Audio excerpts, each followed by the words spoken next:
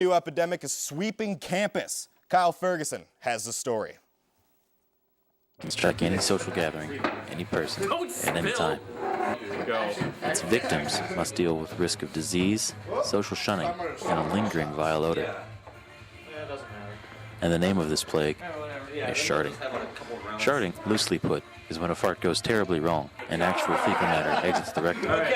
The result, as you can imagine, is not very pretty.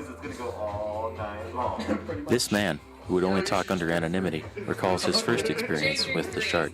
It's a condition that must be known, so we can take steps against it. I saw one of my friends, he had too much Taco Bell, too much beer, and I can't breathe! For the love of God, you're gonna be so proud of it. Give me something to fan! it was a bad scene, man. Very bad. While the plague of the shart strikes terror into the hearts of many social partygoers and civilians alike, there are those who are dedicated to fighting the social stigma that comes with leaving a present in your pants. This group of brave young souls call themselves the Anti-Sharding League, or ASL for short. They have sworn to spread the message that it's okay if accidents do happen. Although they ask for their names to be withheld, they agree to tell of their tales. They have a shoulder to lean on with any support that we may need. You know, I mean, you're out in the community and, you know, you happen to shard, and a lot of people just don't like that. They frown upon that. And we have to get together and as sharders to help support each other and you know, and help find a way to tell these people that sharding isn't such a bad thing. It's a natural, you know, some people shard. Everybody's gonna shard. They're gonna shard and help. They might even want to come join the group after that. You know, sharding since day one.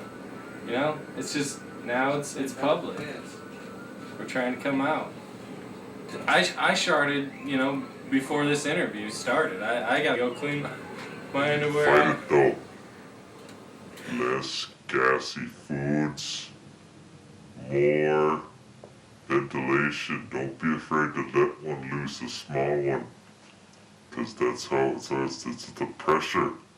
You hold it in because you're around some of the hot ladies, and then the pressure just builds up, and then you gotta let loose, and then, oh, wait, nope, you got a little package back there that can't do. We have to avoid it. Seriously, we need to fight this. It's an evil plague. While the end results of sharding are undeniably nasty, I can't breathe! For the love of the word is slowly getting out to the community at large, and that word is one of acceptance.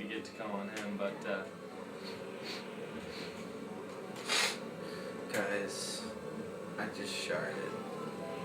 It's okay, dude. It's okay. Thank you very much, Kyle. Michael Jackson was in the news today. He announced that he'll be performing a series of shows in London this summer.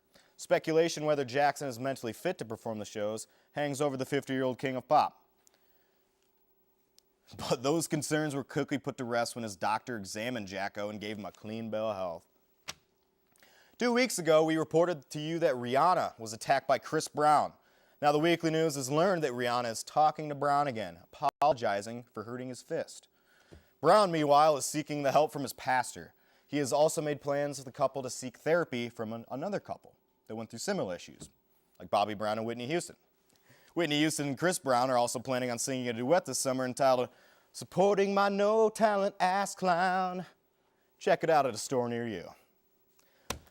So obviously, this is disturbing news, and it's an issue that we cannot ignore. Men who still beat up women with their female perspective. Let's go to them, the female perspective. These are gender experts, Erica Iverson and Vanessa Nielsen. Hello, ladies. Hello. So what's your take on this issue?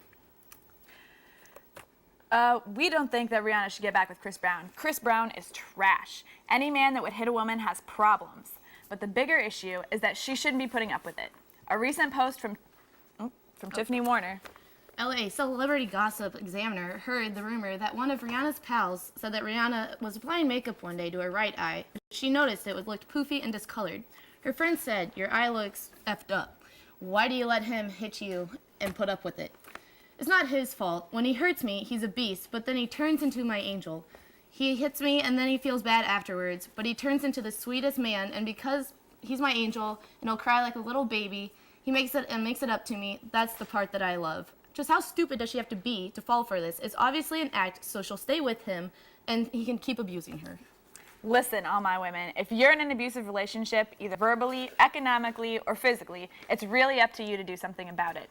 Abuse comes in many forms. If you are unhappy with a guy that won't take you shopping or kiss you in public, it's because he's embarrassed of you. Believe it, we've all been there. You don't need the chump to make you happy. It's obvious that he doesn't appreciate you. When was the last time he noticed that you changed your hair? He shouldn't define you. All you need is a couple of beers and some fresh Duracell batteries, and you can replace any man. Rihanna, I'm reaching out to you, girl. Dump that bitch. Unless you want to end up like cracked out Whitney Houston, you need to leave that doucher. And finally, you're sending the message to young females that it's okay to put up with the abuse. Cunt punt that son of a bitch and end it. Back to you, Jordan. Thank you very much, ladies, for that very insightful and disturbing perspective. And with that, we're going to take a quick break. We'll be right back. This is the Weekly News.